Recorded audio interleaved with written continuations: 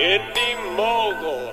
This week on Indie News, a comparison of cheap lighting options, how to make a hoverboard video, a flying cameraman, evil seagulls stealing your camera, and I look at several of the new cameras announced this week, including the new Panasonic GH3. Hey Indie Mogulers, Griffin here. We all know how important lighting is for video, and many of you have built my DIY video light and put it to good use in your productions. But if you're curious what other cheap options exist, Kevin Good offers a great comparison on this week's weapons of mass production. From compact fluorescents that don't put out much heat to tungsten work lights that you can cook a meal on, this video offers a lot you can learn from. This looks incredibly dangerous. This week in behind the scenes videos, the VFX Bro shows us how to use green screening and rotoscoping to create Back to the Future style hoverboard effects. If you're like me, you watch a shot like this and think, okay, must be a Steadicam operator. Oh wait, no, it's a crane. Turns out it's both. Camera guy Job Schultz is attached on the fly to a crane rig to achieve this incredible continuous shot. Tiny action cameras like the GoPro are handy, but beware curious seagulls which can carry them away. Apparently, this happens more often than you'd think. Here's another video documenting the same problem. Speaking of the GoPro, 2 weeks ago I told you about Sony's new Action Cam, their competitor to the GoPro. And since then, Sony has gone on a non-stop camera announcement binge with the A99, a full-frame DSLR that's about $700 cheaper than the Canon 5D Mark III. It also features mic and headphone jacks, but unlike the 5D, it can shoot 1080p at 60 frames per second. Full-frame sensors, meaning they're nice and big, the same size as 35mm film, are also in the VG900 camcorder and the RX1 with a fixed 35mm lens. With smaller APS-C sensors, there's also the new VG30 camcorder and NEX5R.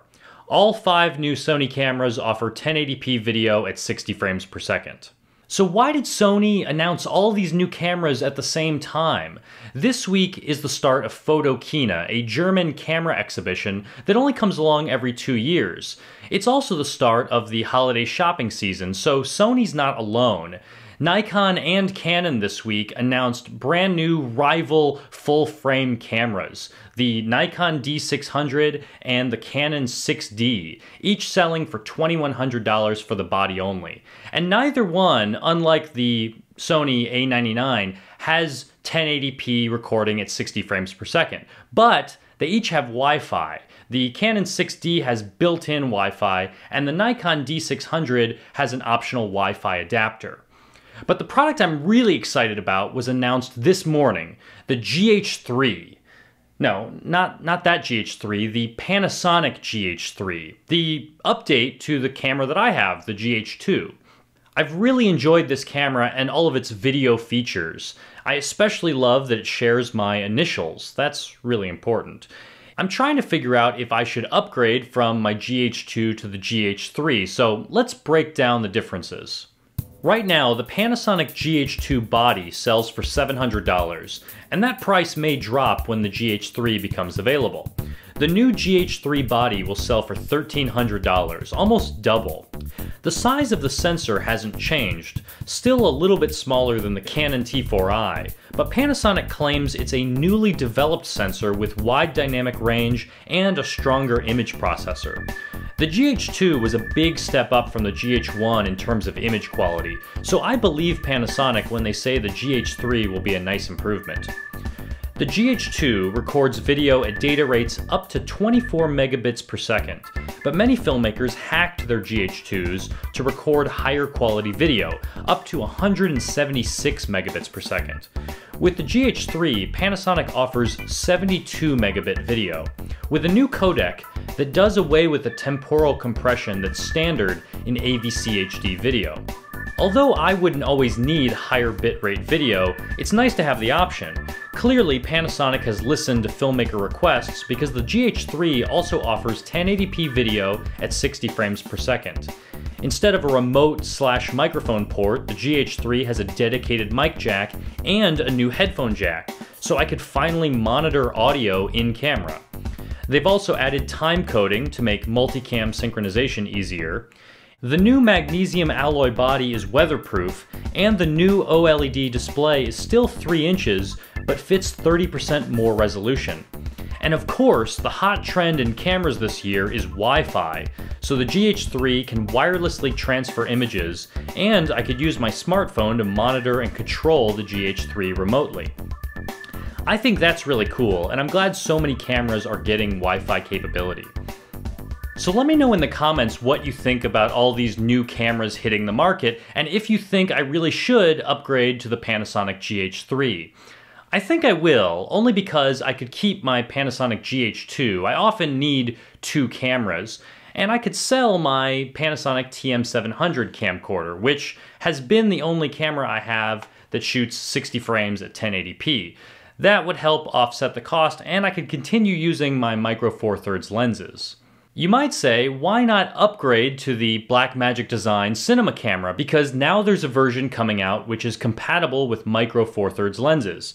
Not only is it twice as expensive as the GH2, but even though it shoots higher res video, it actually has a smaller sensor, and it can't shoot 60 frames per second. Also, no Wi-Fi. I'm sure the raw video it captures could be beautiful, I mean that's the selling point, but I don't have the hard drive space or the time for that in my workflow, and the Panasonic GH3 is more flexible for the various projects I do. But we have a lot of great cameras to choose from these days, and they're not that far off from what the pros are using. We're spoiled, says Joe Marine of NoFilmSchool.com. Just remember, he says, it wasn't that long ago we were shooting on mini DV tapes in standard definition. On today's playlist, I have cheap lighting from Weapons of Mass Production, how to create hoverboards with the VFX Bro, the flying Steadicam operator, and those seagulls that steal cameras. And finally, because lots of you have asked about audio, B&H tests out several options for run-and-gun shooters looking for on-camera microphones. Thanks for watching, and before you go, while you're deciding which video to click on, my friend Marissa from Online Video Contests has several video contests that we'd love to see an Indie Moguler win. Thanks, Griffin. Here are OBC's new notable video contests of the week. First up is a contest for anyone 13 and older, with a top prize of $25,000. It's the Cletus and LEGO Hero Factory web series project, brought to you by Tongle. This one is for the animators out there. The idea is to create the backstory for Cletus the Fox Sports robot. The winning creator will be commissioned to make a mini web series telling this story. If you'd like to earn a production budget, you can submit your pitch by October 1st. Otherwise, all pilots are due November 1st. Next up is our pick for best prize of the week. In the Kia Soul In My Mind Music Video Challenge, open to US residents 18 and older, you can win a brand new 2013 Kia Soul trim. For this challenge, Kia has provided a 60-second music track, and it's your task to make some rad visuals to go along with it. Final videos are due September 26th, so get going! And finally, our overall favorite video contest of the week. The Pet Plan Wag the Vote video contests combines a lot of our favorite things: cash, charity, and pets. It's open to US and Canadian residents 18 and older. All you gotta do is grab your pet and hit the campaign trail. Nominate your furry friend for office, and you could win $5 grand for yourself and $5 grand for your favorite animal charity. Indie Mogulers have a great opportunity to set themselves apart from the pack by showcasing their green screen and miniature set building skills. You can find the links to these video contests in the description below.